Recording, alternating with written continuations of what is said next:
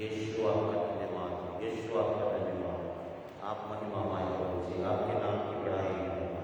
करुणानिवान, सर्वशक्तिमान, एल सदाई परमेश्वर, ओ राजाओं के राजा, प्रभुओं के प्रभु जी, आप धन्य परमेश्वर। आइए आज की संध्या समय में हम फिर से प्रभु का धन्यवाद करते हुए अपनी आराधना को आरंभ करेंगे। और मैं इसमें निवेदन करूँगा भाई योगेश से कि वो सामने आकर के प्रार्थना में हमारी अगुवाई करेंगे।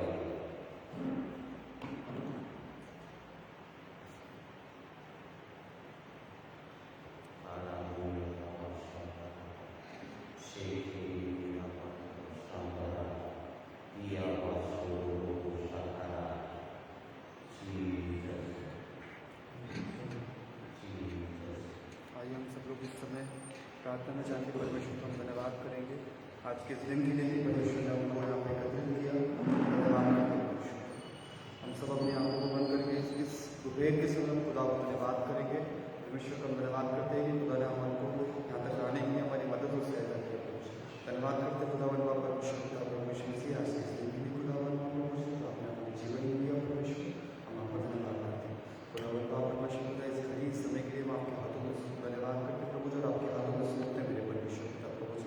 मेरे प्यारे खुदावन बाप परमेश्वर इस समय जब खुदा परमेश्वर हम आपके नाम को परमेश्वर की जगह पर उच्च करते हैं मेरे खुदा आपकी महिमा करते हैं मेरे खुदावन बाप परमेश्वर आपका धन्यवाद करते हैं मेरे परमेश्वर। मेरे प्यारे खुदावन बाप परमेश्वर पिता जब हम आराधना को करते हैं मेरे खुदा परमेश्वर हमारा गीतों को गाया जाना खुदावन बाप परमेश्वर पिता आपको महिमा की योग हो मेरे परमेश्वर पिता। मेरे प्यारे खुदावन बाप परमेश्वर पिता जब हम वचन को यहाँ पे बोलते हैं मेरे खुदा प्रभु जी आपकी जो इच्छा है खुदावन बाप प्रभु जी उन इच्छाओं को खुदा परमेश्वर इस समय इस घड़ी खुदा आप हमारे बीच में पूरा करें मेरे परमेश्वर। मेरे प्यारे खुदा हम धन्यवाद करते हैं मेरे परमेश्वर पिता प्रभु जी, भले हम गिनती में कम है खुदा पर लेकिन परमेश्वर तेरी महिमा की योग है मेरे खुदा प्रभु जी। धन्यवाद करते प्रभु जी। मेरे प्यारे परमेश्वर पिता प्रभु जी सारे समय को खुदा बनवा परमेश्वर पिता आपके हाथों में सौंपता खुदा बनवा प्रभु जी। पवित्र आत्मा आप निरंतर करे परमेश्वर पिता, हम धन्यवाद करते प्रभु जी। अनुग्रह कर प्रभु, दया कर, सारी महिमा आपको दे हुए प्रार्थना यीशु आपकी जीतते और समर्थ नाम से मांगते सुनो, दया का सब कबूल कीजिए, आमीन। हालेलुया, धन्यवाद हो प्रभु का इस समय के लिए। आइए हम लोग अपने पांव पर खड़े हो जाएंगे और प्रभु की आराधना में जाएंगे इस समय में। और मैं निवेदन करूंगा भाई बादल से कि वो आराधना में हमारी अगुवाई करें।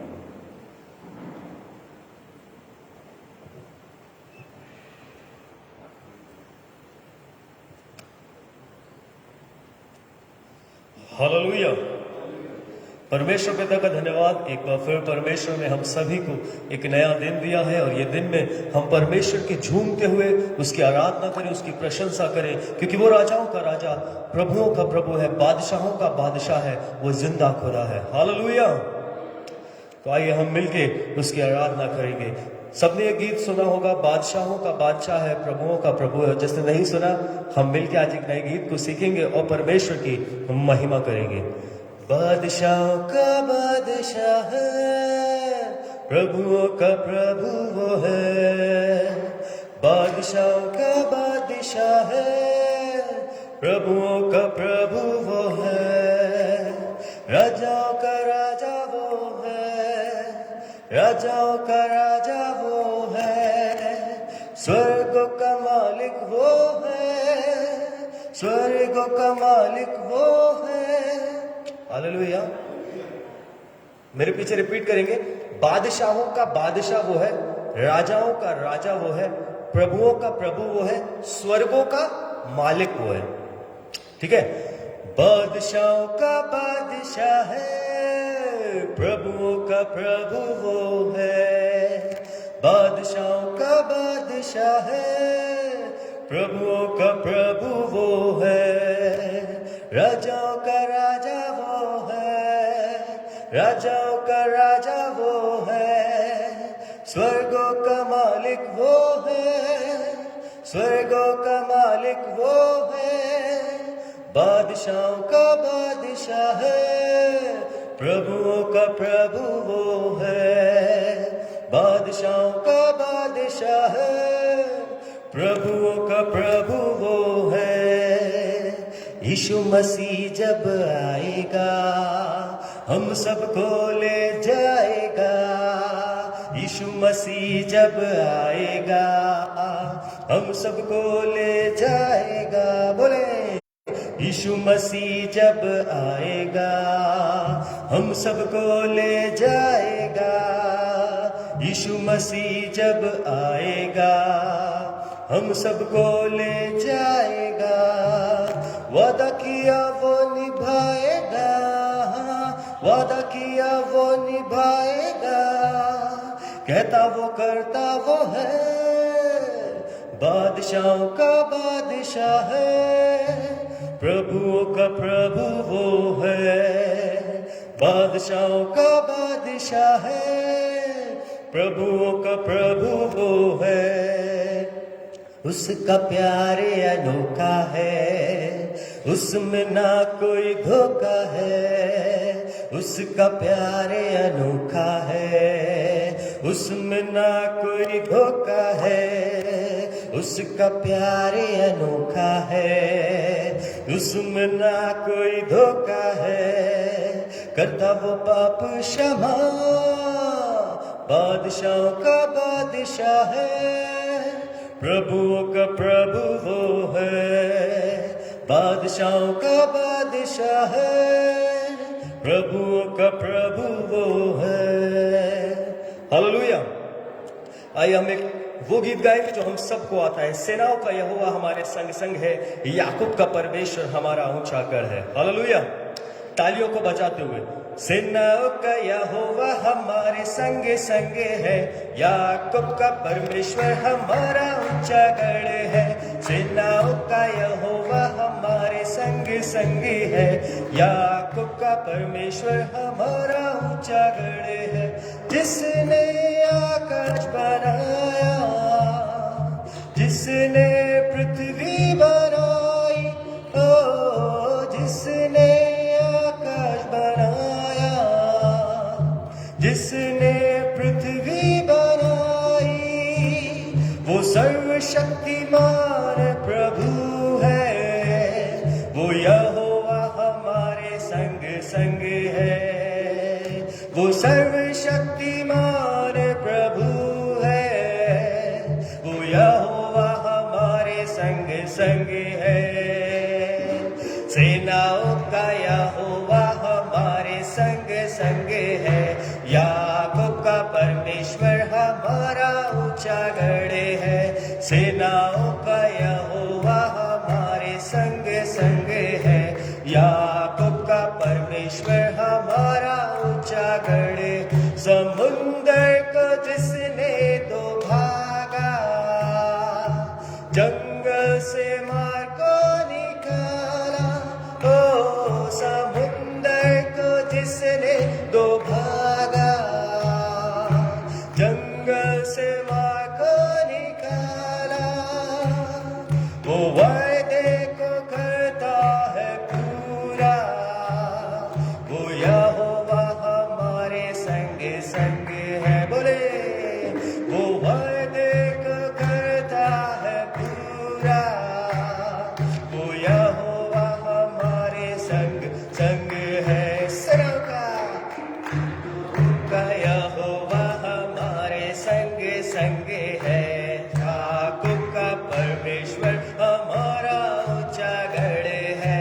सेनाओं का यहोवा हमारे संग संग है, याकूब का परमेश्वर हमारा ऊंचा गढ़ है।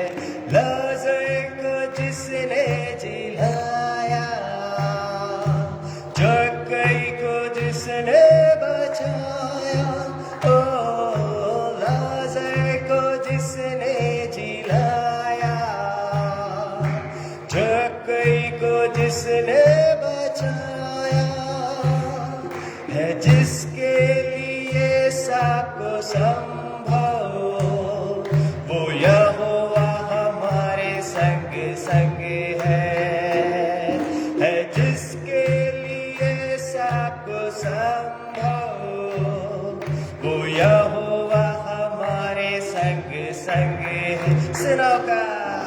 सेनाओं का यहोवा हमारे संग संग है, याकूब का परमेश्वर हमारा ऊंचा ऊंचा गढ़ है। सेनाओं का यहोवा हमारे संग संग है। याकूब का परमेश्वर हमारा ऊंचा गढ़ है। जिसने हमको बनाया उसको हमारी है चिंता। ओ जिसने हमको बनाया उसको हमारी है चिंता। वो जीवित परमेश्वर का पुत्र है। वो यीशु हमारे संग संग है। बोले वो जीवित परमेश्वर का पुत्र है। यीशु हमारे संग संग है। सेनाओं का यहोवा हमारे संग संग है। याकूब का परमेश्वर हमारा ऊंचा गढ़ है। सेनाओं का यहोवा हमारे संग संग है। याकूब का परमेश्वर हमारा ऊंचा गढ़ है। हमारा ऊंचा गढ़ है। आइए हम अपनी आंखों को बंद करें। पिता, हम तेरी पवित्र उपस्थिति में है मेरे पिता। प्रभु, जैसे आपने हाबिल और हाबिल की भेंट को ग्रहण किया प्रभु यीशु मसीह, आज हम तेरे सन्मुख आए हैं पवित्र पिता परमेश्वर। और रोमियो 12:1-2 के अनुसार प्रभु, हम अपने जीवन को तेरे सामर्थी हाथों में सौंपते हैं पिता। हम अपने लहू से धो और शुद्ध कर प्रभु। खुदावन, हमारे चहु और अग्निरथों का बाड़ा बांध प्रभु, और स्वर्ग खुल जाए प्रभु। तेरी पवित्र उपस्थिति से पिता परमेश्वर हम भर जाए मेरे खुदावन। तेरी पवित्र आत्मा की भरपूरी को हमारे बीच में हम मांगते हैं पिता। प्रभु यीशु मसीह, आपका वचन कहता है कि आपका हसीन वायदा है, जहां 2 या 3 आपके नाम से एकत्र होते उनके बीच में आप मौजूद होते हैं प्रभु जी।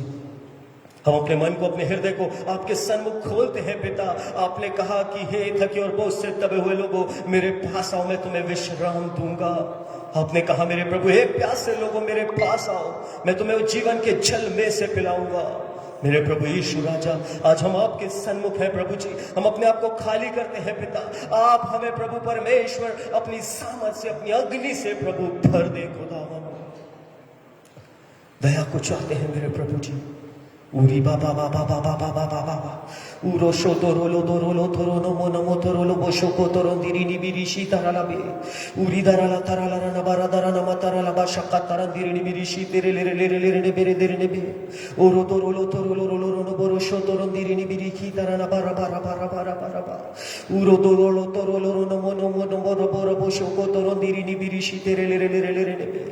आइए पवित्र आत्मा, हम आपका स्वागत करते हैं, आपका स्वागत करते हैं प्रभु जी। मेरे अब्बा पिता, आपने हमें एक नाम दिया है, वो छुटकारे का यीशु नाम प्रभु जी। आपने हमें चंगाई का एक नाम दिया है, वो यीशु नाम है प्रभु जी। ओ मेरे पिता परमेश्वर, हम धन्यवाद करते हैं कि प्रभु यीशु मसीह हमारे लिए मारा गया, गाड़ा गया और मृतकों में से जी उठा प्रभु जी। और एक बार फिर से पवित्र पिता परमेश्वर, आप हम सभी को लेने आने पर है प्यारे प्रभु जी। हमें आज तैयार करे पिता परमेश्वर, आज अपनी कलीसिया, अपने दुल्हन को तैयार करे मेरे प्यारे प्रभु जी। ओ रीबा शखा तारा तूरा ला तारा नमा नमा शक्कत तरन दिरे ने बेरे दिरे लेरे लेरे ने बेरे शे तेरे दिरे ने बे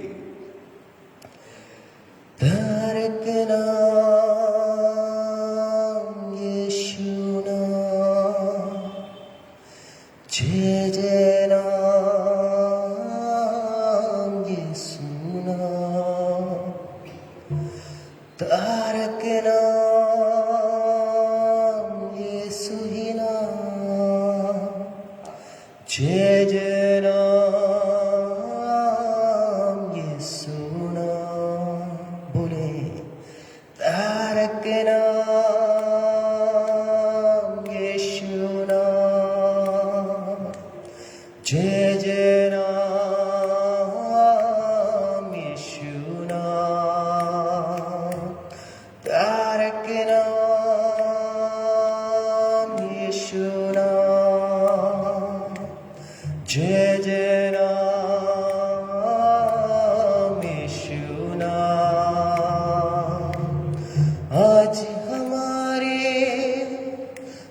साथ है,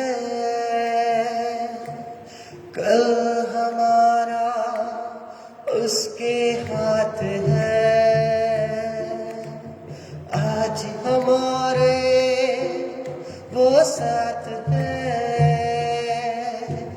कल हमारा उसके हाथ है। बोले बोले, आज हमारे वो साथ है, कल हमारा उसके हाथ है। दिल से आज हमारे वो साथ है, कल हमारा उसके हाथ है। तारक नाम यीशु नाम, जय जय नाम यीशु नाम। तारक नाम यीशु नाम, जय जय नाम यीशु नाम। उसके पास जो भी आता है, वो उसे अपनाता है। उसके पास जो भी आता है, वो उसे अपनाता है। अपने लहू से उसे धोता है, तारनहार बन जाता है। अपने लहू से उसे धोता है, तारनहार बन जाता है। तारक नाम यीशु नाम, जय जय नाम यीशु नाम। तारक नाम यीशु नाम, जय जय नाम यीशु नाम। बोले, तारक नाम यीशु नाम, जय जय नाम यीशु नाम।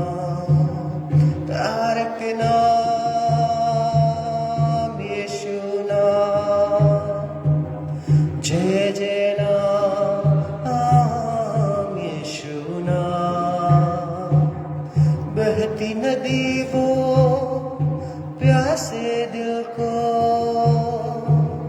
वो सावन है बंजर मन को। बहती नदी वो प्यासे दिल को, वो सावन है बंजर मन को। तारक नाम यीशु नाम, जय जय नाम यीशु नाम। तारक नाम यीशु ही नाम, जय जय नाम यीशु नाम। एक ही नाम, एक ही नाम। तारक नाम यीशु नाम। एक ही नाम, एक ही नाम। जय जय नाम यीशु नाम। न स्वर्ग पर न पृथ्वी पर और कोई नाम नहीं, केवल एक नाम दिया गया है। सारे नामों में सर्वश्रेष्ठ, सर्वोत्तम, सर्वव्यापी, सर्वज्ञानी, सर्वश्रेष्ठ केवल एक ही नाम है, वो यीशु नाम है। यीशु नाम में छुटकारा है, यीशु नाम में चंगाई है, यीशु नाम में अंधे देखते हैं, यीशु नाम में लंगड़े चलते हैं, यीशु नाम में गूंगे बोलते हैं, यीशु नाम में मरी परिस्थितियां बदल जाती और पुनः जीवित हो जाती है। वो ऐसा परमेश्वर है जो यिरियो की दीवार को ढा देने वाला सामर्थी परमेश्वर है। वो लाल समुद्र जैसी बाधाओं को दो भाग कर देने वाला प्रभु है। वो अद्भुत परमेश्वर, वो सामर्थी परमेश्वर जो कल भी आश्चर्य कर्म करता था, वो आज भी आश्चर्य कर्म करता है। वो हमारे बीच में मौजूद है। वो चाहता है आज हमारा जीवन उसे हम अर्पण करें। वो चाहता है कि हम पवित्रता के साथ उसके सन्मुख आए, क्योंकि वो कहता है कि हे लोगों, बुराई से घृणा करो और भलाई से प्रीति रखो, मेरी खोज में रहो, तब तुम जीवित रहोगे। वो महान परमेश्वर है, वो अनुग्रहकारी और दयावंत है। वो अपने लोगों से प्रेम करता है। उसे हमारा दुख, उसे हमारा पाप नहीं देखा गया, इसीलिए उसने अपने इकलौते बेटे प्रभु यीशु मसीह को सलीब पर दे दिया ताकि हम उद्धार को पा सके। उसने हमारे लिए एक नया यरूशलेम स्वर्ग में बनाकर तैयार रखा है और उसके लिए वो हमें इस पृथ्वी पर ट्रेनिंग दे रहा है। हम तैयार हो जाए, आत्मा में बलवंत हो जाए, क्योंकि हमारा यीशु हमें लेने आने वाला है। जय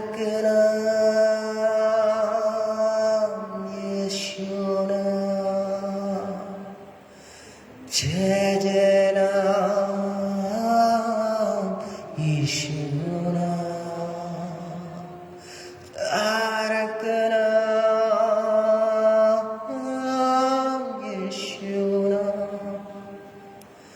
जय जय नाम यीशु नाम।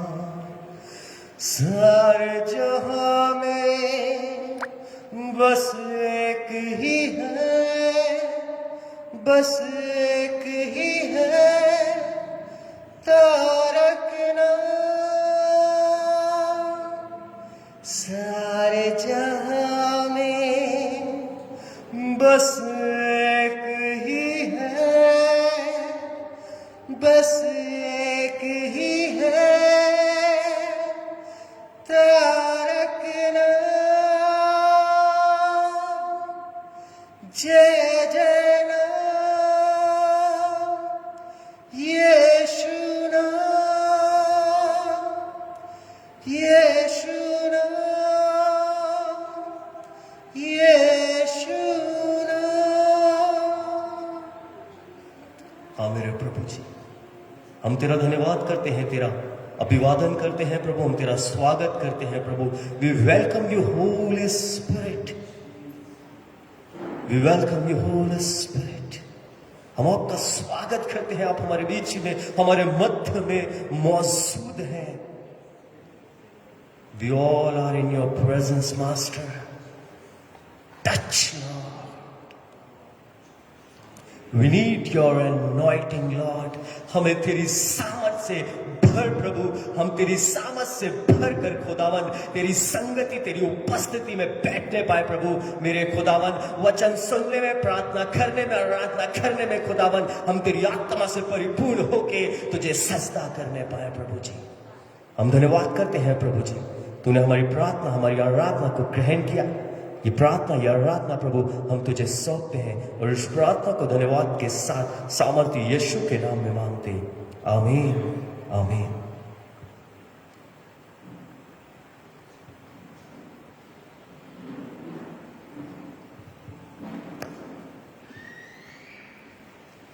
हम भाई बादल को परमेश्वर की आराधना में हमारी अगुवाई करने के लिए धन्यवाद करते हैं।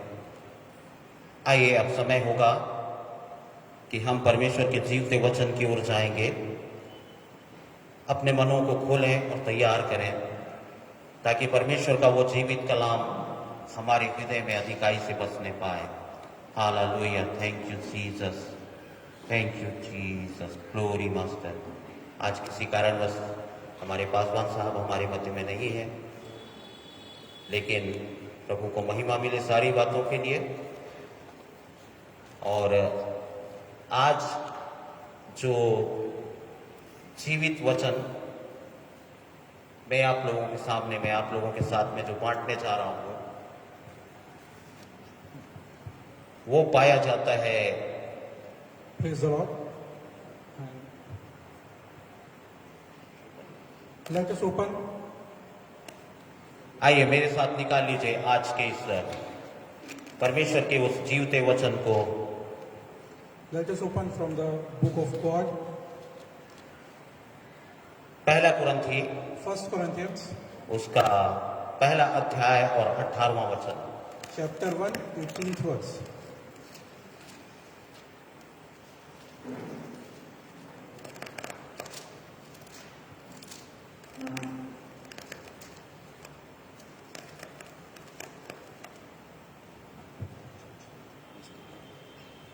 Hallelujah, Hallelujah. Hallelujah, hallelujah, Hallelujah. Hallelujah. Thank you Jesus, thank you Jesus, hallelujah. Glory glory glory master, hallelujah. Thank you Lord. आइए देखते हैं यहाँ पर परमेश्वर का वचन इस रीति से लिखा हुआ है।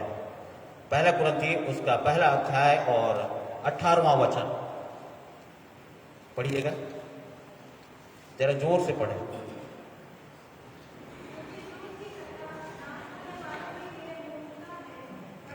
Praise the Lord. First Corinthian first chapter 18th verse. I'm going to read in English, 1 Corinthians chapter 1, verse 18th. For the preaching of the cross is to them that perish foolishness, but unto us which are saved, it is the power of God. Hallelujah, Hallelujah. Hallelujah. Hallelujah. सारी महिमा प्रभु को मिले। आइए प्रार्थना करें। All the glory belongs to the Lord. Let us pray. सामर्थी परमेश्वर पिता, हम धन्यवाद करते हैं इस समय के लिए प्रभु। और जब हम आपके अनुग्रहकारी सिंहासन के पास हैं, आपके जीवित कलाम को प्रभु जब मनन कर रहे हैं प्रभु जी, हमारे ओ प्रभु राजा मनों को हम आपकी ओर उठाते हैं। दयालु परमेश्वर, हमारी बुद्धि, हमारा समझ, हमारा ज्ञान प्रभु राजा, प्रभु हम आपको समर्पित करते हैं। और आपके उस ज्ञान और समझ को प्रभु राजा जो आपके पवित्र आत्मा के द्वारा है, ओ प्रभु राजा, इस ओ प्रभु वचन को समझने के लिए, इसके प्रकाशन को जानने के लिए प्रभु राजा, समझने के लिए प्रभु राजा हम मांगते हैं प्रभु जी। हम आपकी अधीनता को स्वीकार करते हैं पवित्र आत्मा। आइए इस वचन को हमें समझने में मदद कीजिए। यीशु आपके नाम की महिमा बढ़ाई करते हुए इस प्रार्थना को मांगते हैं हम। आमीन, आमीन, हालेलुया। Hallelujah. यहाँ पर जब हम देखते हैं कि पौलुस एक बात को लिख रहा है, क्योंकि क्रूस की कथा नाश होने वालों के निकट मूर्खता है, परंतु हम उद्धार पाने वालों के निकट परमेश्वर की सामर्थ है। And here we see that Paul is writing to the church of the Corinthians that the preaching of cross is foolishness to those who are going to be perished, but to us who are going to be saved, it is the power of God. हम में से बहुत सारे लोगों ने देखा होगा कि जब हम कहीं जाते हैं तो किसी के घर में अगर क्रॉस देख लेते हैं तो फट से बोलते हैं कि ये क्रिश्चियन होगा। And we see here that if we go to someone's house and if we see a cross in their home, we see the cross and then we conclude that definitely it must be the home of some Christian fellow. किसी बड़ी building में देखते हैं cross को टंगा हुआ तो बोलते हैं चर्च है, और किसी के गले में देखते हैं तो वो समझते हैं, भले वो ना हो लेकिन उसके गले में अगर क्रूस लटका हुआ है, क्रूस की माला पहना हुआ है, तो हम सोचते हैं कि ये क्रिश्चियन होगा करके। Likewise, if we saw cross over the roof of some building, we conclude that this must be a church. And if we look at some guy who's wearing cross as a necklace, so even though he must not be a Christian, but we assume that the person who is wearing the cross is a Christian. मैं इस क्रूस शब्द को जो है इसको दो भागों में बांट रहा हूँ। And I'm going to divide the word cross in two parts. पहला भाग है क्रूस जो है, जब हम देखते हैं कि यीशु मसीह को जब प्राण दंड दिया गया और यीशु मसीह ने जब अपना बलिदान किया तो वो क्रूस पर टांगा गया। And the first thing is that we see that the Lord Jesus Christ was crucified on a cross. This is the first thing. और दूसरा भाग जो है वो है क्रूस एक कहना चाहिए कि मानव जाति के लिए एक चिन्ह है। And the second thing is the cross is like a symbol given to the humanity. लेकिन आज मैं आपके साथ में दूसरे भाग में जाकर के चर्चा नहीं करूंगा, मनन नहीं करूंगा, लेकिन आपके साथ में आज मैं पहले भाग में मनन करूंगा। And today I am going to teach you about the first part of the cross. That is the cross on which the Lord Jesus Christ was crucified. और यहाँ पर हम देखते हैं पहला भाग, जैसा मैंने आपसे कहा कि क्रूस वो स्थान है, क्रूस एक स्थान है जहां पर यीशु मसीह ने अपना बलिदान दिया है। And here we see that cross is the place where the Lord Jesus Christ sacrificed himself for us. अर्थात अगर हम पुराने नियम की ओर देखेंगे तो लय व्यवस्था की किताब में हमको ये देखने को मिलता है कि जितने भी जो बलिदान है वो कहां पर चढ़ाए जाते हैं। And in the Old Testament, if we look into the book of Leviticus, we will see that the sacrifice, we have to see where the sacrifices were made in the era of Old Testament. हम पुराने नियम में देखने पाते हैं कि बलिदान जो है वो वेदी पर चढ़ाई जाती है। And what we see there that the sacrifices was sacrificed onto the altar. तो यहाँ पर हम इस बात को कह सकते हैं कि क्रूस वो वेदी है जहां पर यीशु मसीह ने अपना बलिदान दिया है। And similarly, we can say that cross was the altar where was Lord Jesus Christ was sacrificed. और जैसा मैंने आपको कहा कि क्रूस वो स्थान है, वो वेदी है जहां पर मनुष्य जो है जा सकता है। And likewise, cross is the altar where we human beings can go to the Lord. और जब हम जो है शैतान को यदि हराना चाहते हैं तो उसे हम क्रूस पर हरा सकते हैं। And if we want to defeat Satan, we can do that only on the cross. जब हम देखते हैं यीशु मसीह ने मृत्यु को और शैतान को उसी क्रूस पर हराया था, तो निश्चय जाने कि आप भी सारी परेशानियों को और शैतान को, दुष्टता की ताकतों को जब पकड़कर क्रूस पर टांगते हैं तो वहां पर वो हार जाता है। Hallelujah.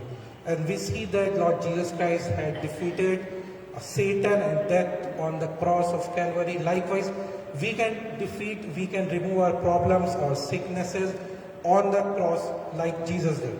और जैसा मैंने आपको बताया है कि क्रूस जो है एक स्थान है, एक जगह है। And likewise, I have told you before, cross is a place. और जब मैं बोल रहा हूं कि ये एक स्थान है, एक जगह है, तो मैंने इसे 4 भागों में बांटा है। And when I am telling you that it is a place, I have divided this cross into 4 different parts. पहला भाग, The first part is पहला बिंदु जो है वो है कि क्रूस जो है छुटकारे का स्थान है। the first part is cross is the place of freedom. Cross is place of redemption. Cross is the place for redemption. क्रूस जो है छुटकारे का स्थान है, जहां पर जब हम अपनी समस्याओं को, अपने बोझ को लेकर जाते हैं, उस क्रूस के तले जब जाते हैं, उस क्रूस में जाते हैं, तो हमारा बोझ जो है वो छूट जाता है, हमारे गुनाह जो है वो छूट जाते हैं और हम हर एक बातों से क्रूस पर ही छुटकारे को प्राप्त करते हैं। The cross is a place of redemption. When we go to the cross, all our burdens or our sins, we get free from it, and we have a redemption on the cross. और हम यहाँ पर देख रहे हैं कि जब क्रूस एक छुटकारे का स्थान है तो फिर हम इस बात को देखने पाएंगे आगे जाकर के। यदि हम मत्ती रचित सुसमाचार उसके 20वें अध्याय और 28वें पद को पढ़ते हैं और मरकुस 10 और 45वें पद को पढ़ते हैं, तो यहाँ पर परमेश्वर का वचन जो है वो इस तरह से लिखा हुआ है। And the cross is a place of the redemption. And if we see in Gospel of Matthew chapter 20 verse 28 and Mark chapter 10 verse 45, जब हम इसको पढ़ते हैं तो यहाँ पर शायद आपको पता हो या ना हो, लेकिन मरकुस रचित सुसमाचार का यह पद जो है एक बहुत ही महत्वपूर्ण पद है। And if you don't know, whether you know or not, but this verse in the Gospel of the Mark is a very important verse. हालांकि वहां दोनों जगह पर, मत्ती और मरकुस दोनों जगह पर जो वचन लिखा हुआ है वो सेम है, किंतु मरकुस रचित सुसमाचार में जो लिखा हुआ है वो वहां पर पहली बार यीशु मसीह ने इस पृथ्वी पर मानव रूप लेकर आने का अपना उद्देश्य अपने चेलों को बताया है। Although in both places the thing written is the same, but in the Gospel of the Mark, it is the first time the Lord Jesus Christ clearly told his disciples his mission on the earth. वहां पे लिखा हुआ है कि मनुष्य का पुत्र इस जगत में इसलिए आया है कि वो बहुतों की छुड़ौती के लिए अपना प्राण दे। And it is written here, the Son of God has come to the earth so that he can sacrifice his life for the redemption of many. अर्थात यीशु मसीह अपना स्वर्गीय सिंहासन को छोड़कर इस पृथ्वी पर इसलिए मानव बन करके आया कि मानव जाति को छुटकारा दे और अपने प्राण का बलिदान दे वो। And the Lord Jesus left his throne in heaven and came to the earth and took the form of a human being and sacrificed himself so that us human beings can get his or her redemption. तो अपन क्या समझते हैं, आप क्या समझ पा रहे हैं कि क्या मनुष्य जो है स्वयं अपना बलिदान देकर या स्वयं अपना दाम चुका करके अपने प्राण को नहीं बचा सकता था? And what do you understand? Could not a person by sacrificing himself or herself can get redemption for himself? हाँ, Yes. ये सच है कि मनुष्य दाम चुकता करके अपने प्राण को नहीं बचा सकता था। And it is a truth that human by himself cannot save his life. क्योंकि मनुष्य के प्राण की छुड़ौती का दाम जो है वो केवल और केवल लहू है। Because the price of the redemption of human is blood. केवल और केवल लहू है। Only and only blood is the price of redemption. तो यदि कोई व्यक्ति अपने प्राण की छुड़ौती के लिए अपना लहू बहा दिया तो वो जिंदा कहाँ रहा फिर? And if someone has sacrificed his blood for his or her redemption, then definitely he or she is not alive anymore. क्योंकि लय व्यवस्था में साफ लिखा हुआ है कि लहू में जो है वो प्राण है। Because it is written very clearly in Leviticus that whatever inside his blood is life. और दूसरी बात यह है, राजा दाऊद भजन उसके 49वें अध्याय के 8वें पद में, साम चैप्टर 49 वर्स 8 में वो स्पष्ट बोलता है कि छुड़ौती का दाम जो है वो बहुत भारी है, जिसको मनुष्य जो है उस दाम को नहीं दे सकता है। And it is written in Psalms 49 verse 8 by King David that the price of the redemption of soul is very precious and a man cannot pay it. और हम जानते हैं कि जैसे बाइबल हमें बताती है कि मनुष्य की छुड़ौती के लिए जो दाम है वो लहू है, और केवल वो लहू जो यीशु मसीह ने बहाया है। And we know that the price of redemption of humanity is blood, and the blood that was shed by Lord Jesus Christ on the cross. यीशु मसीह का लहू जो है वो निष्कलंक और निर्दोष लहू था। And the blood of Jesus Christ was pure and without sin. अब यदि आप देखेंगे कि ये जो छुड़ौती है, And when you see that this redemption is, छुड़ौती का मतलब क्या है? what is the meaning of redemption? छुड़ौती का मतलब क्या है? What is the meaning of this redemption?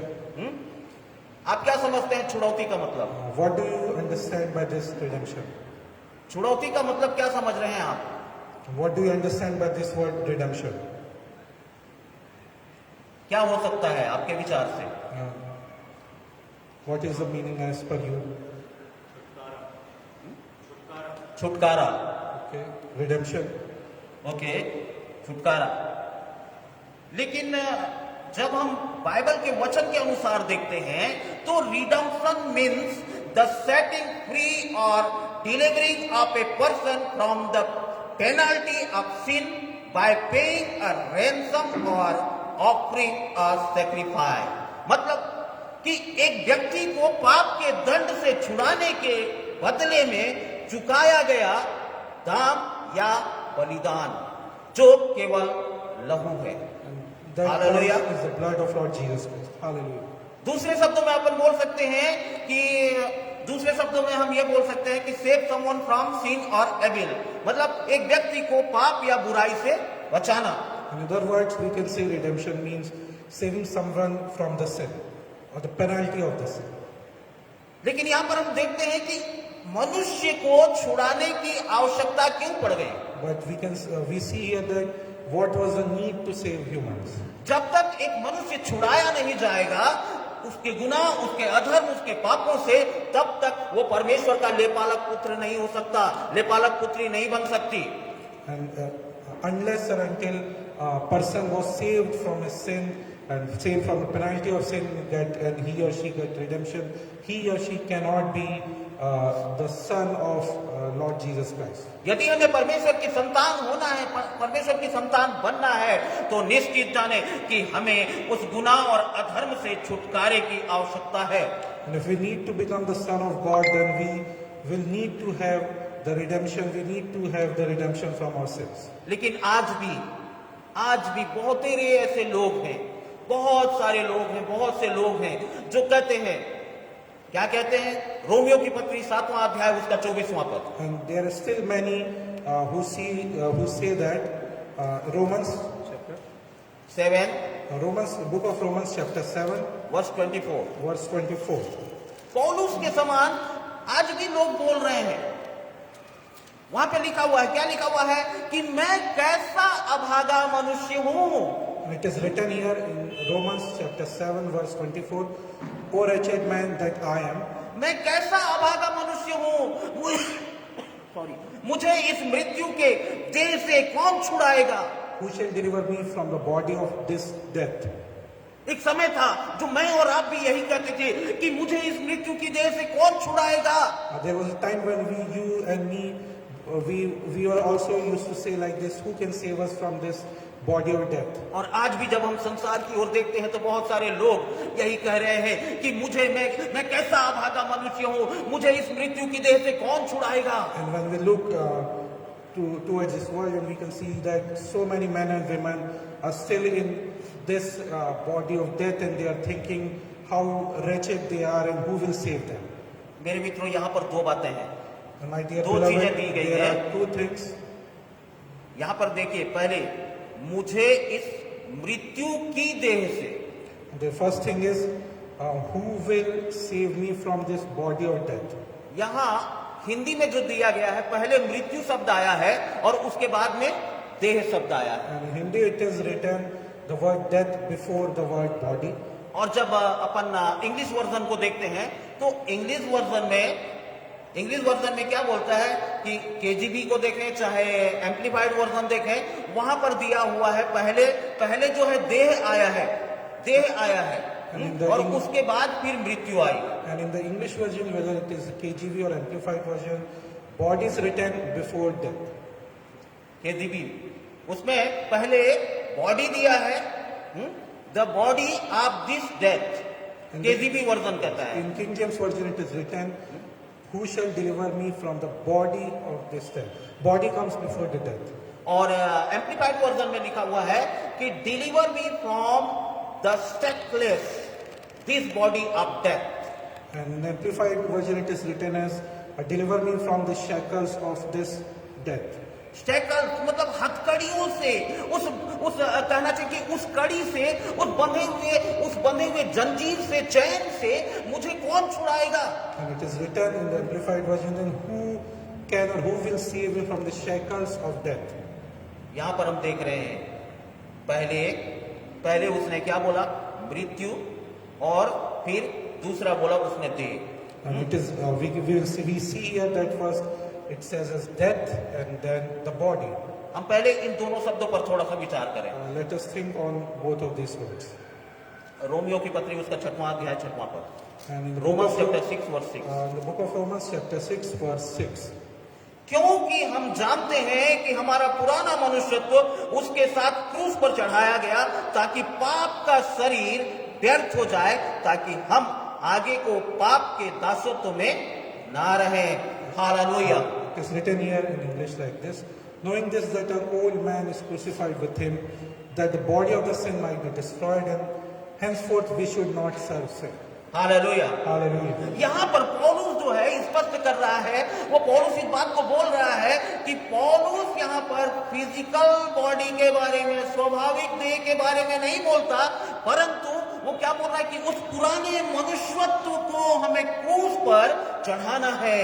And here Paul is not saying about the physical body of a human being, but he is talking about the old man, the old spiritual man, and we have to crucify the old man on the cross. अर्थात उस पाप की देह को, sinful Dzire को हमें क्रूस पर चढ़ाना है। And that's why we need to crucify the old body of sin, the sinful body to the cross.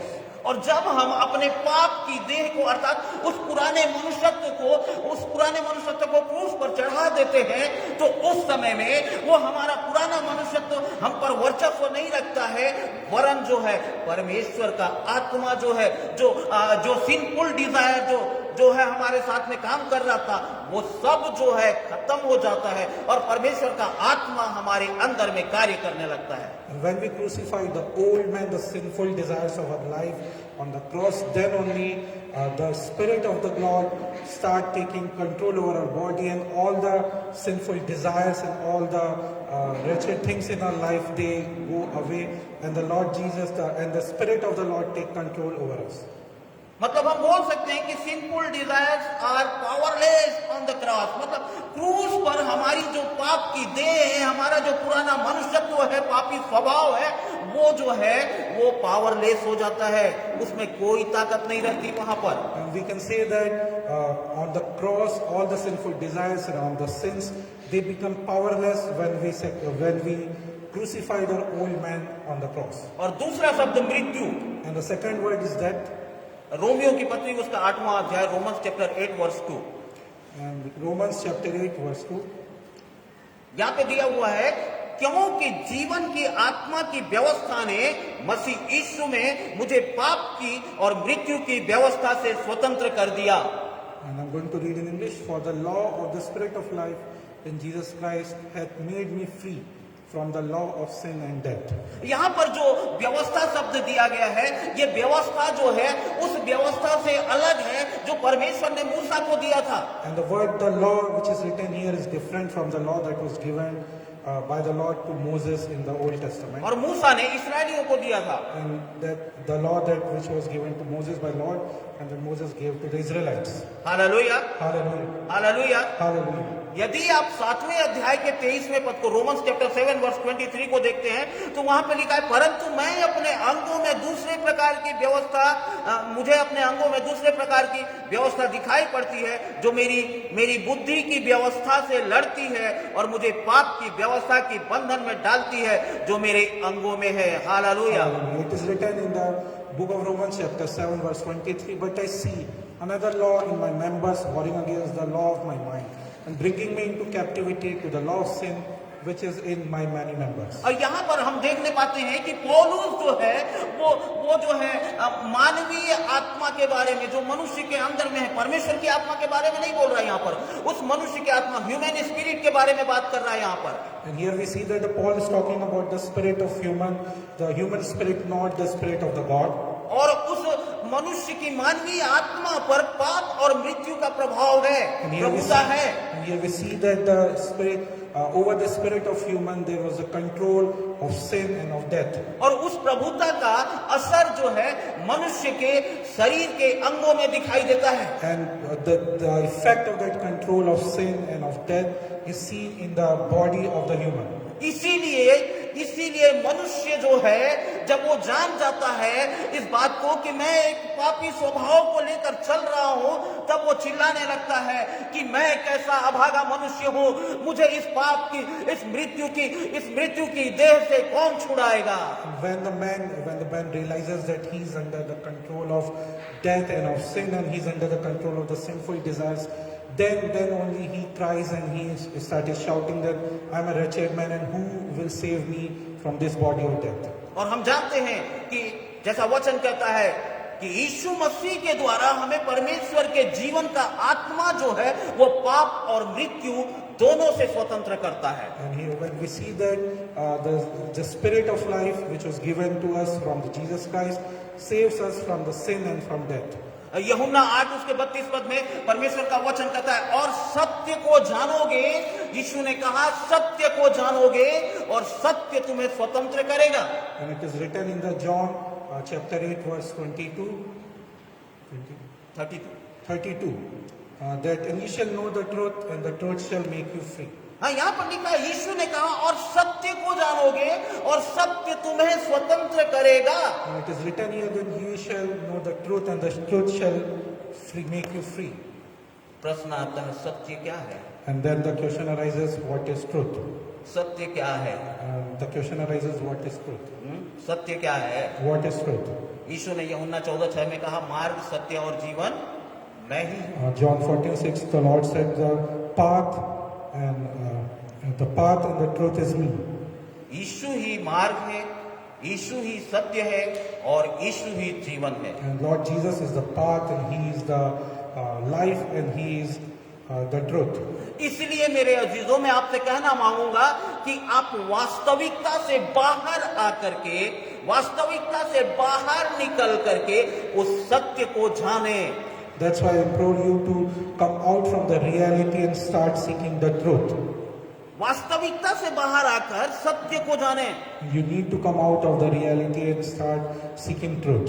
शायद आपको वास्तविकता और सत्य के बीच में जो अंतर है वो समझ में नहीं आ रहा होगा। It might be possible that you are not able to understand the difference Hallelujah. between the reality and the truth. Hallelujah. Hallelujah. Hallelujah. Hallelujah. Hallelujah. आइए देखें, मैं आपको बताता हूं कि वास्तविकता और सत्य में क्या अंतर है। Let us see the difference between the reality and the truth. जब हम यहजकेल की किताब के 37वें अध्याय के 1 पद से लेकर के 10 पद तक पढ़ते हैं, तो वहां पर परमेश्वर का आत्मा यहजकेल को आत्मा में सूखी हड्डियों की तराई के बीच में खड़ा कर देता है। And when we see in the book of Ezekiel chapter 37 from 1 to 11. 1 to 11, that the Spirit of God in a vision took Ezekiel to his valley of the bones. Valley of the dry bones. जब हम देखते हैं उस जगह पर यहजकेल जब खड़ा है और वो उस तराई में चारों ओर घूमकर जब देख रहा है तो उसको केवल सूखी हड्डियां नजर आ रही हैं। And we see there when Ezekiel he was in that vision in the valley of the dry bones, and when he looks all around him there was nothing else but dry bones. यहजकेल की दृष्टि में ये वास्तविक है कि वो एक सूखी हड्डियों की तराई में खड़ा है। And it was the reality for Ezekiel that he was standing in the valley of dry bones. ये वास्तविकता है। And it was his reality. उसकी दृष्टि में वास्तविकता है कि वो सूखी हड्डियों की तराई में खड़ा है जिसमें कोई जीवन उसको दिखाई नहीं दे रहा है। And through his eyes it was his reality that he was standing in the valley of dry bones and there was no life all around him. लेकिन परमेश्वर ने उससे कहा, हे मनुष्य के संतान, क्या ये हड्डियां जी सकती हैं? And the Lord asked him, O son of man, can these dry bones become alive? कितना बड़ा, कितना जबरदस्त प्रश्न है कि एक सूखी हड्डियों की तराई में वो खड़ा है, वो देख रहा है अपनी आंखों से कि हड्डियां जो है वो सूखी हुई हैं, उनमें जीवन नहीं दिखाई दे रहा है, और परमेश्वर उससे कह रहा है कि हे मनुष्य के संतान, क्या ये जीवित हो सकती है? What a wonderful thing it is that Ezekiel was standing in the valley and there was all around him the dry bone, and the Lord was asking him, can these bones would be alive? आप क्या कल्पना कर रहे हैं? What you can imagine? जब परमेश्वर ने यहजकेल से ये बोला होगा तो निश्चय मैं समझता हूँ कि यहजकेल मूर्छा खा गया होगा। ये कैसा प्रश्न है, सूखी हड्डियां कैसे जिंदा होंगी? And I'm very much sure that when Ezekiel heard this question from the Lord, he must be fainted that what kind of question is this? That all around me there are dry bones and Lord is asking me, can there be a life in these bones? उसने कहा, यहोवा परमेश्वर तू ही जानता है। And then he replied that, oh my Lord God, only you knows.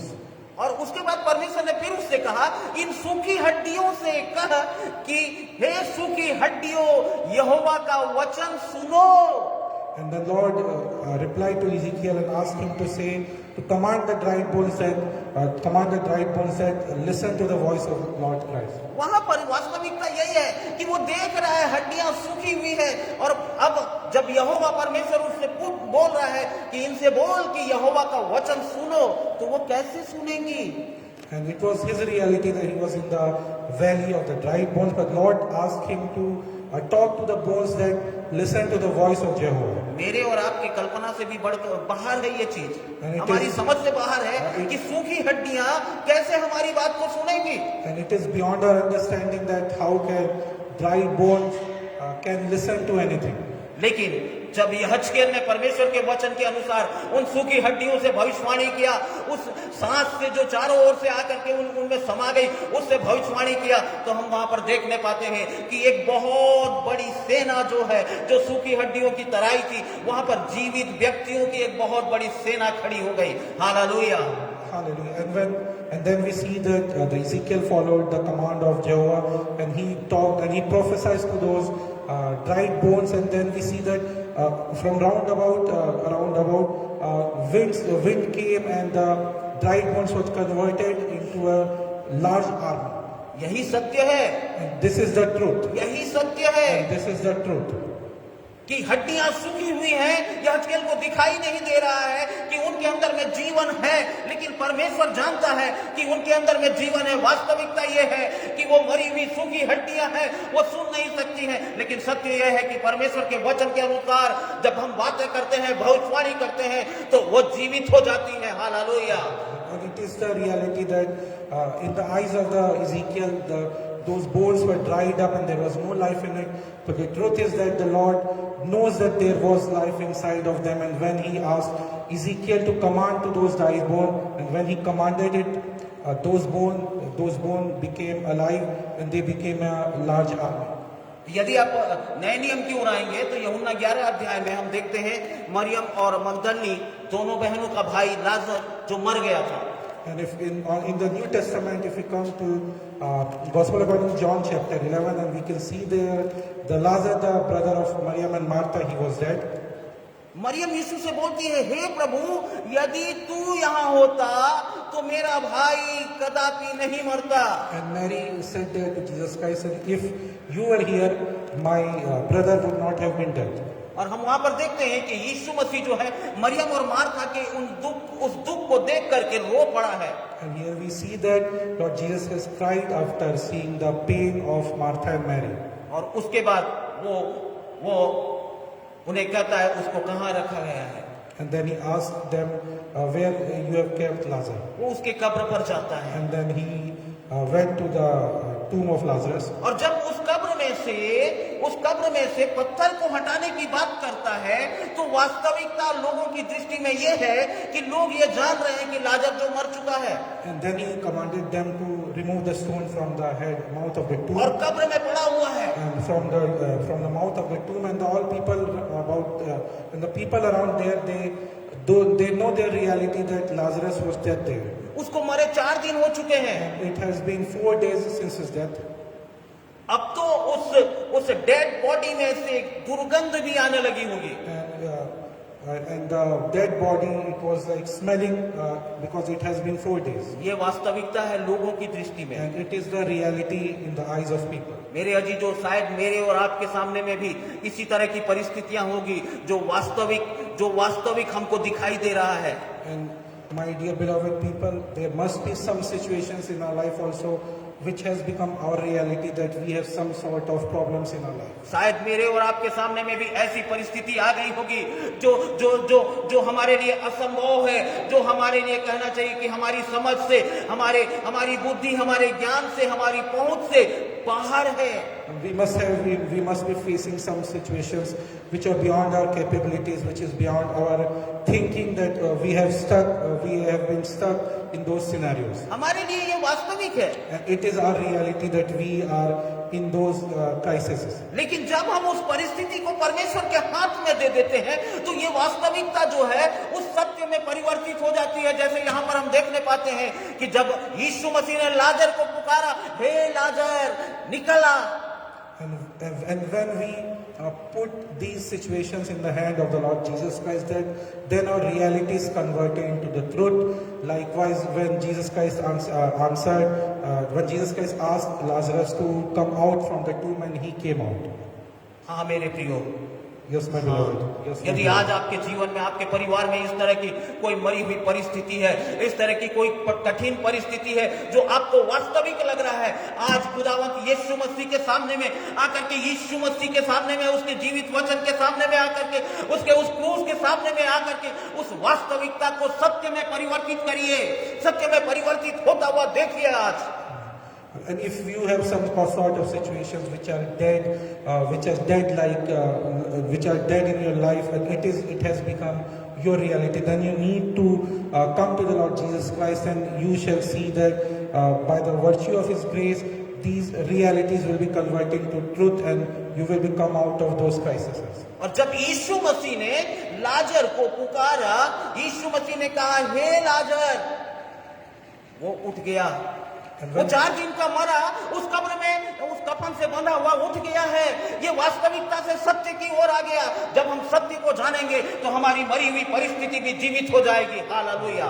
And then Lord Jesus Christ called Lazarus out from the tomb, and when he heard his voice, he came out.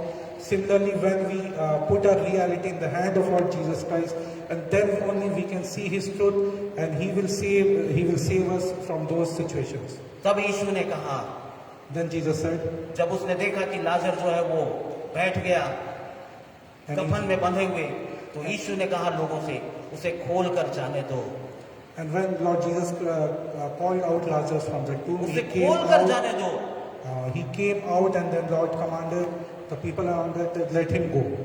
उसे खोल कर जाने दो, मतलब उस बंधन से उसको आजाद कर दो। And it means that he needs to be free from those bondages. उन हथकड़ियों से उसे छुटकारा दे दो। And give freedom and give redemption from those shackles. मेरे अजीजों, जब हम सत्य को जानते हैं तो सत्य हमको आजाद करता है, छुटकारा देता है। And when we know the truth will free us. आज भी हमारा प्रभु हमसे यही कह रहा है। This is the same thing our Lord Jesus Christ is telling us today. आज भी हमारा प्रभु हमसे यही कह रहा है, यदि हमको अपनी किसी मरी हुई परिस्थिति को जो वास्तविक दिखाई दे रही है, हमारा भविष्य यदि अंधकार में दिख रहा है हमको जो वास्तविक है, यदि हम चाहते हैं कि हमारे भविष्य में वो उजियाला चमकने पाए जो परमेश्वर का उजियाला है, तो निश्चय मेरे प्रियो, आइए आज उस क्रूस के पास आ जाए जो हमारे लिए छुटकारे का स्थान है। And if we have some situations which is dead in our reality, if we can see there is no hope in our future, then we need to come to the cross so that these reality should be converted to the truth. आज हमारा प्रभु हमें यही कह रहा है कि अपने उस कहना चाहिए कि अपनी उस देह को जो व्यवस्थाओं के बंधन से, जो पाप के बंधन से बंधा हुआ है, उसे क्रूस पर टांग दें। उस पुराने मनुष्यत्व को, उस पुराने व्यक्तित्व को हम क्रूस पर टांग दें, ताकि उस सत्य के द्वारा, जो सत्य है उसके द्वारा हम छुटकारे को प्राप्त कर लें। That's why we need to take the old man and crucify him on the cross, and we need to take all those sinful desires, the old nature of the nature of the old man, and we need to crucify it on the cross so that we can convert our reality to the truth, and by knowing the truth, Lord Jesus Christ will free us. अब जब हम इस बात को देख लिए, जान लिए कि क्रूस जो है एक छुटकारे का स्थान है, हम दूसरे बिंदु की ओर आगे जाएंगे और मैं जल्दी चलूंगा। And now we have seen that the cross is a place of redemption, and now I'm going to move to the second part. दूसरा भाग जो है, दूसरा बिंदु जो है वो ये है कि क्रूस अलगाव का स्थान है। And the second part is the cross is a place of separation. place of separation. Cross is the place of separation, अलगाव का स्थान। And the cross is a place of separation. हाँ मेरे प्रियो, हमें जब हम अपने उस कहना चाहिए कि अपने आप को उस सलीब पर ले आते हैं तो हम संसार से अलग हो जाते हैं। And when we take ourselves to that cross, we get separated from the world. अर्थात पाप से छुटकारा पाकर, संसार की अभिलाषाओं से छुटकारा पाकर अलग हो जाना। That it means that we get separated from the sinful desire of the world. We get separated from the nature of the world.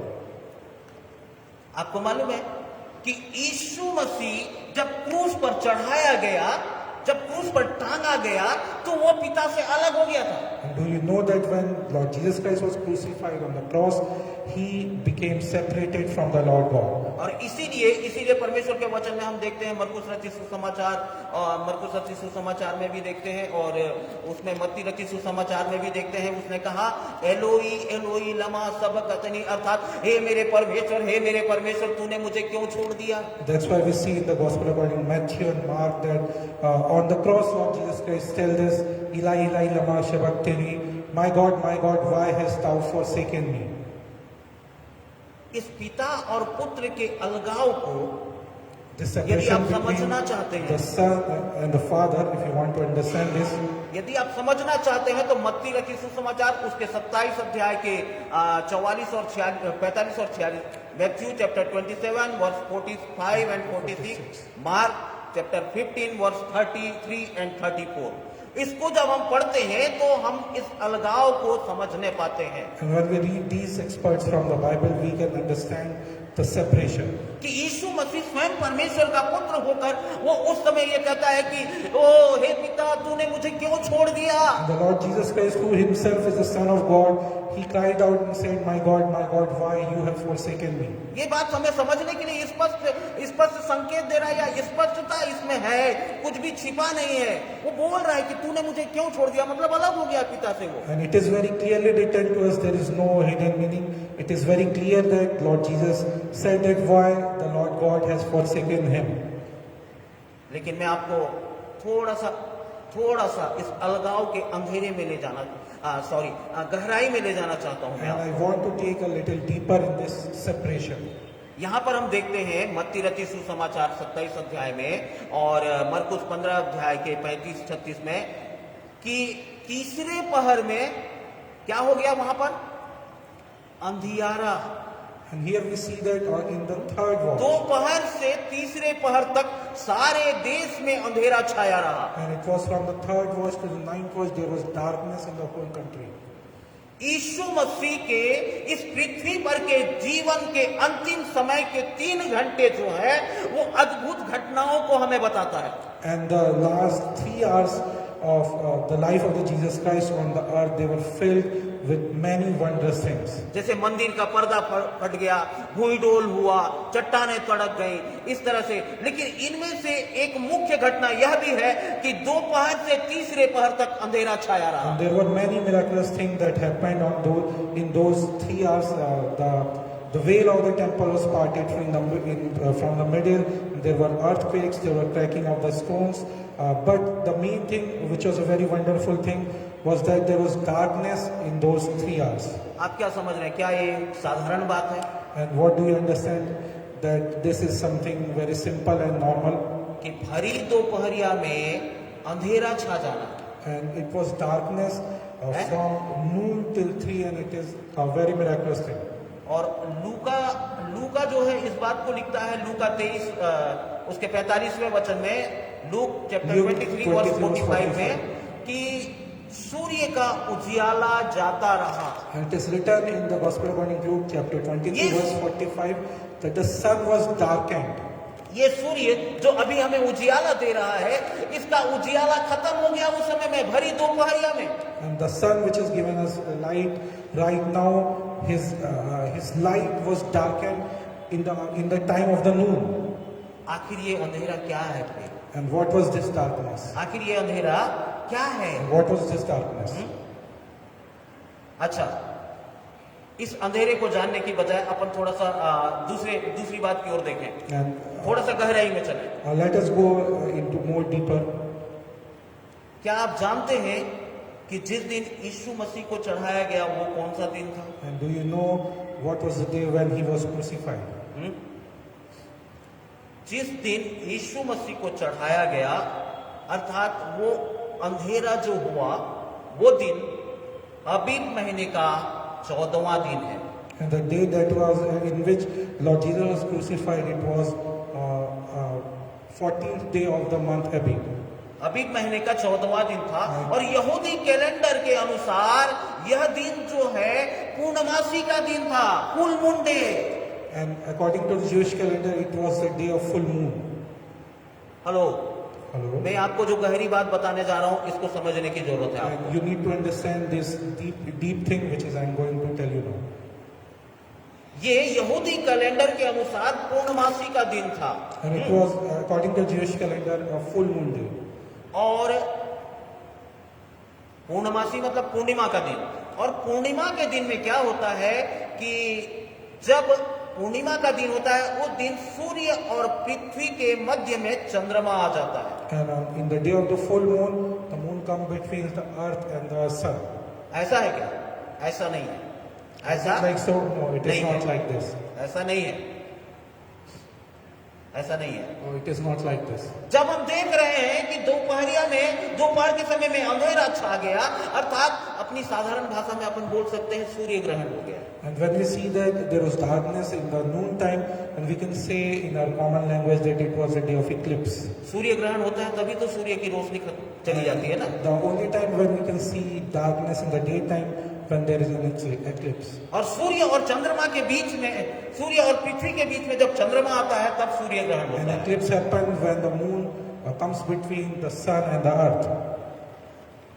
लेकिन पूर्णिमा के दिन सूर्य ग्रहण जो है वो पूर्णिमा के दिन में सूर्य और पृथ्वी के बीच में चंद्रमा का आना असंभव है। And but we know that in the day of the full moon, the moon cannot come between the sun and the earth.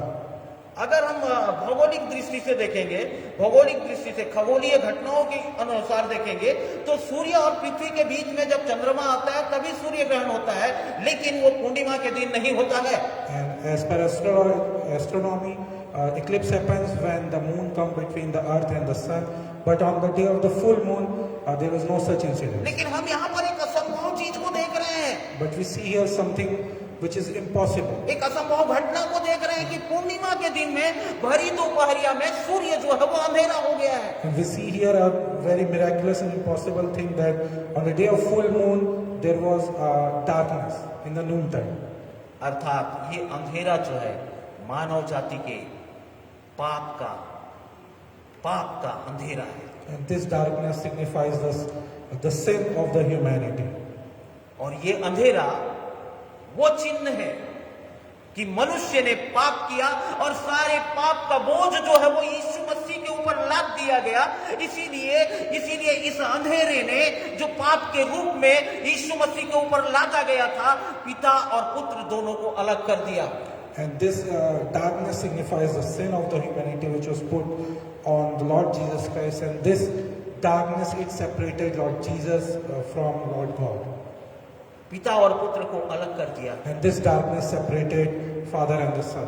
मेरे अजीजों, यदि आपके जीवन में किसी भी प्रकार का कोई अंधेरा है आज भी, My dear beloved, if you have any kind of darkness in your life, यदि हमारे घरों में, हमारे बच्चों के जीवन में किसी भी प्रकार का, किसी भी कोने में किसी भी तरह से संसारिक अंधेरा है, तो आइए मेरे अजीजों ये जाने कि वो अंधेरा मुझको और आपको हमारे उस जीते परमेश्वर से अलग कर देगा।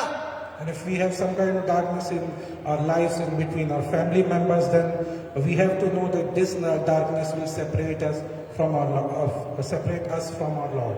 यदि आप उस अंधेरे से अलग होना चाहते हैं तो उस क्रूस के तले आइए, उस क्रूस के पास में आइए जो आपको उस अंधेरे से अलग करेगा। And if you want to get separated from this darkness, you need to come to the cross of the Jesus Christ. हाँ मेरे अजीजों, Yes, my beloved Lord. आपको अपने बोझ को उठाकर जाने की जरूरत नहीं And है।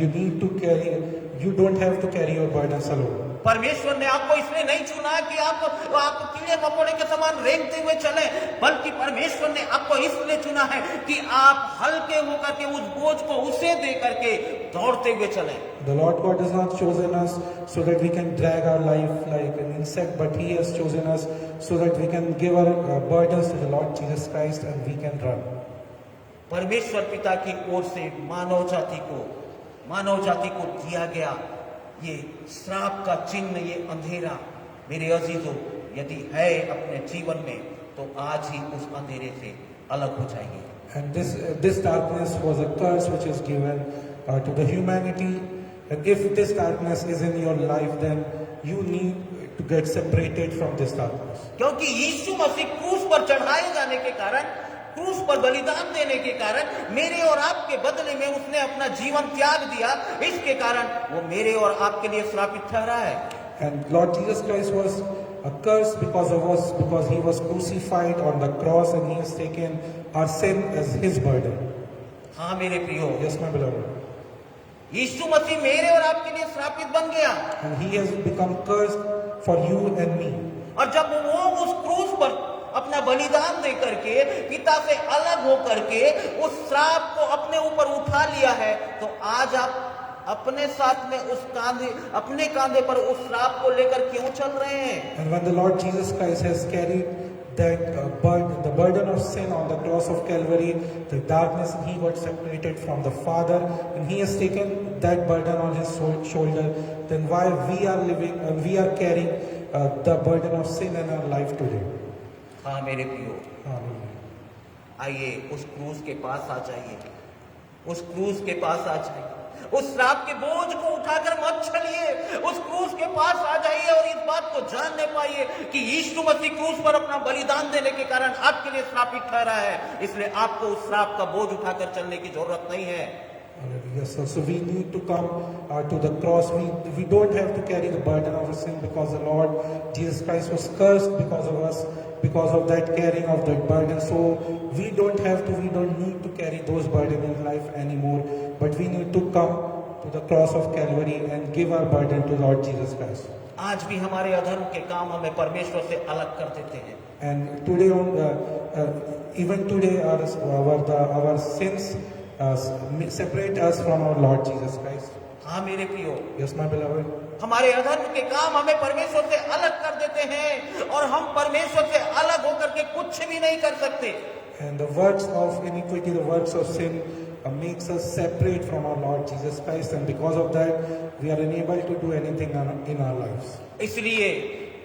इसलिए हमें उस क्रूस के पास आना है, क्योंकि हमारा तीसरा बिंदु, थर्ड पॉइंट जो है वो ये है कि क्रूस जो है वो मेल मिलाप का स्थान है। And that's why we need to come to the cross so that we can be saved. And this is my third point, that the cross is a point of... Cross is the place of reconciliation. And the cross is a place of reconciliation. Hallelujah, Hallelujah. Hallelujah. Hallelujah. हाँ मेरे प्रियो, वो क्रूस ही वो जगह है जहां पर हम पिता से मुलाकात कर सकते हैं, अपने बोझ को यीशु के ऊपर लाद करके हम उस पिता से मेल मिलाप कर सकते हैं। And the cross is a place where we can unload our burdens on the Lord Jesus Christ. It is a place where we can come to the Lord Father, and it is a place where we can reconcile with the Lord God. Hallelujah. Hallelujah. क्या आज आप अपने बोझ को यीशु को देना चाहेंगे? And are you ready today to give your burdens to the Lord Jesus Christ? क्या आज आप उस अंधेरे से प्रकाश में आना चाहेंगे? Do you want to come out from darkness to the light today? क्या आज आप अपने पुराने जीवन, पुराने मनुष्यत्व से छुटकारे को पाना चाहेंगे? Do you want to come out from that old man to the place of redemption? हाँ मेरे अजीजों, यदि आप ऐसा चाहते हैं My dear beloved, if you want this, तो आपको क्रूस के पास आना पड़ेगा। then you need to come to the cross of Jesus Christ. क्रूस के पास आपको आने की आवश्यकता है। And you need to come to the cross of Jesus Christ. और जब हम देखते हैं इफिसियों की पत्री 2 अध्याय उसके 13वें पद को, तो वहां पर लिखा है कि मसीह के लहू के द्वारा ही हम पिता के निकट पहुंचने पाते हैं। And it is written in the Ephesians chapter 2 verse 13. But now in Christ Jesus, you who sometimes were far off made nigh by the blood of Christ. एक समय हम जो दूर थे, अर्थात हमारा पुराना मनुष्य तो जब हम पर प्रभुता करता था, हम जब पाप के बंधन में थे, दासत्व में थे, उस समय हम परमेश्वर से दूर थे। लेकिन जैसे ही हम उस क्रूस के तले आकर के उस लहू को जो हमारे लिए, हमारे अधर्मों को धोने के लिए बहाया गया, उसे ले लेते हैं, तो हम परमेश्वर के करीब आ जाते हैं उस लहू के कारण। And we are far off from the Lord Jesus because of our sins. And when we come to the cross of the Calvary, where Lord Jesus Christ sacrificed Himself, and we come to the cross and we live in His blood of Jesus Christ, then only we become close to our Lord. यीशु मसीह ने अपना लहू बहाकर, अपना बलिदान देकर, हम जो दूर थे, हमको पिता के नजदीक ले आया। And by shedding His blood, Lord Jesus Christ made us close to our Lord Jesus. Hallelujah, Hallelujah. Hallelujah, Hallelujah. Hallelujah. Hallelujah. मेरे मित्रों, जब हम यूहन्ना 4 अध्याय को पढ़ते हैं, तो वहां पर हम सामरी स्त्री के बारे में देखते हैं। And when we read the Gospel according to John chapter 4, we see a Samaritan woman there. ठीक वैसे ही जब हम देख रहे हैं कि सामरी स्त्री, जब यीशु मसीह ने उससे पानी मांगा, तो क्या बोलती है वो कि तू यहूदी होकर मुझ सामरी से पानी क्यों मांगता है? And when we see there that when the Lord Jesus asked her water from her, she replied to Lord Jesus as, "You being a Jew, why you are asking me for water?" अर्थात उस समय में जैसा हम देखते हैं कि सामरी लोगों को यहूदी लोग जो है वो नीची जाति के समझते थे, और वहां पर हम एक बात को और समझने पाते हैं कि शिक्षित लोग अशिक्षित लोगों को हे दृष्टि से देखते थे। And here we see that the Jewish people, they used to believe that Samaritans are the lower caste people, and similarly we can see that those who are educated there, they see uneducated people as a lower kind of human. लेकिन जब हम देखते हैं इस बात को कि यीशु मसीह ने कहा, यदि तू जानती कि तुझसे कौन पानी मांग रहा है और तू उससे मांगती, और जो जल मैं तुझे दूंगा है, और मैं जो जल तुझे दूंगा तू उसे पीती, तो तू कभी प्यासी नहीं होती। Hallelujah. And the Lord Jesus Christ replied to her that if you know who I was who is asking this water from you, then you will ask me of water, and when I will give you the water, you will never be thirsty again. मित्रों, आज आप क्या अपने आपको उस सामरी स्त्री के समान अलग समझ रहे हैं? And my dear beloved, if are you thinking yourself like that Samaritan woman who is separated from the Jewish people, like as you are separated from Lord Jesus Christ? क्या आज आप ये समझ रहे हैं कि मैं तो उतना मेरा जीवन जो है उतना प्रार्थनामय जीवन नहीं है, मेरा जीवन जो है उतना कहना चाहिए कि मुझे बाइबल की उतनी समझ नहीं है? क्या आज आप ऐसा ही समझ रहे हैं? And my dear beloved, do you think that you don't have a life of prayer, you don't have the knowledge of Bible, if you are thinking like this? मेरे अजीजों, अभी हमारे पास समय है, we have time right now. अभी हमारे पास समय है कि हम उस क्रूस के तले आ जाएं, उस क्रूस के पास आ जाएं और उस पिता से कहें, पिता मैं आपसे मिलना चाहता हूँ, मैं अपने बोझ को यीशु को देना चाहता हूँ, मैं अपने जीवन के अपने परिवार के अंधेरे क्षेत्रों को यीशु को देना चाहता हूँ, और दे दीजिए ताकि आप पिता से उस क्रूस पर मुलाकात करने पाएं। Hallelujah. And if you are in such situation that you need to come to the cross and you need to come there and ask Lord Jesus that you want to meet Him and you want to unburden yourself from all the sins, because it is the time and you can then have a reconciliation with the Lord God. आज भी यदि आप एक लड़ाई को लड़ रहे हैं, And today itself, even today you are fighting a battle. मालूम आपको निश्चित तौर पर हम में से हर एक, चाहे वो छोटा हो, बड़ा हो, धनी हो, गरीब हो, किसी न किसी प्रकार से एक लड़ाई को लड़ रहा है। And we all are fighting, whether we are rich or poor, small or an adult, we are constantly having a battle. आइए हम अपनी इस लड़ाई को अपने जीवते परमेश्वर को दे दें। And so let us give this battle to our Lord Jesus Christ. चाहे वो आर्थिक तंगी की लड़ाई हो, बीमारी की लड़ाई हो, बच्चों के भविष्य की लड़ाई हो, चाहे बेरोजगारी की लड़ाई हो, चाहे किसी भी प्रकार की चिंता की लड़ाई क्यों न हो, आज की शाम मेरे अजीजों, आइए हम उस क्रूस पर आकर के उस लड़ाई को यीशु मसीह को दे दें, जो पिता से हमारे लिए अलग हो गया, जिसने अपना बलिदान देकर मुझको और आपको बचा लिया है। If we are having battles, whether it is financial, in sickness, about the future of our children, or any kind of the battle, then we need to come to the Lord Jesus Christ. Near the cross, we need to reconcile to the Lord God, and we need to give our burden to Him, so that because we can come close to the Lord God, and He will save us. मैं आगे और नहीं जाऊंगा, लेकिन एक अंतिम पद आपको पढ़ने के लिए कहूंगा। रोमियो की पत्री 3 अध्याय और उसका 25वां पद। Romans chapter 3 verse 25। Romans chapter 3 verse 25. यहां पे लिखा हुआ है, उसे परमेश्वर ने उसके लहू के कारण, अर्थात यीशु मसीह को परमेश्वर पिता ने उस लहू के कारण जो यीशु मसीह ने क्रूस पर मेरे और आपके लिए बहाया है। I'm going to read in English. Romans chapter 3 verse 25. Whom God had set forth to be a propitiation through faith in His blood, to declare His righteousness for the remission of sins that are passed through the forbearance of God. Hallelujah. Hallelujah. यहाँ पर हम देख रहे हैं कि उसे, अर्थात यीशु मसीह को उसके लहू के कारण परमेश्वर पिता ने मेरे और आपके लिए, मानव जाति के लिए एक ऐसा प्रायश्चित ठहराया है जो विश्वास करने से कार्यकारी होता है। Hallelujah. Hallelujah. And it is written here that the Lord Jesus Christ, He was given to us as a propitiation for our sins, so that we can get that salvation through the faith on Jesus Christ. Hallelujah. Hallelujah. क्या आज आप उस सलीब पर से बहे हुए लहू को, जो निष्कलंक और निर्दोष मेमने का था, जिसने मेरे और आपके गुनाहों के लिए अपने आप को क्रूस पर बलिदान कर दिया, विश्वास करते हैं? Do you believe on the Lord Jesus Christ who has shed His blood, which is pure and without sin, from that cross of the Calvary? Do you believe on that Jesus Christ? और जब तक आप विश्वास नहीं करेंगे, And until unless you don't believe, वो कार्यकारी नहीं होगा। and until unless you don't believe on the blood of the Jesus Christ, it will not have any effect in your life. मैं नहीं जानता कि आप इस क्रूस को कहाँ तक समझने पाए हैं। And I don't know, I don't know whether you have understood this cross or not.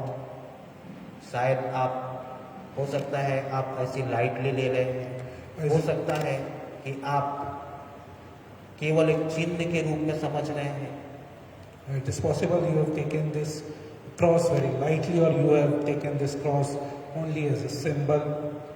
लेकिन मैं आज आपके सामने मसीही होने के नाते आपको उस क्रूस की महत्ता को जानना अति आवश्यक है, ये सोचा मैंने, और मैंने आपसे क्रूस के बारे में बात किया है। And because as a fellow Christian, I have thought to myself that I need to tell you about the importance of the cross. हमें उस क्रूस को समझने की आवश्यकता है। We need to know the importance of the cross. जिस दिन आप उस क्रूस के महत्व को समझ जाएंगे कि वो क्रूस आपके जीवन में, आपके परिवार में क्या महत्व रखता है, उस दिन आपका विश्वास उस लहू पर, जो आपके लिए उस क्रूस पर से बहाया गया है, अटल हो जाएगा, And दृढ़ हो जाएगा।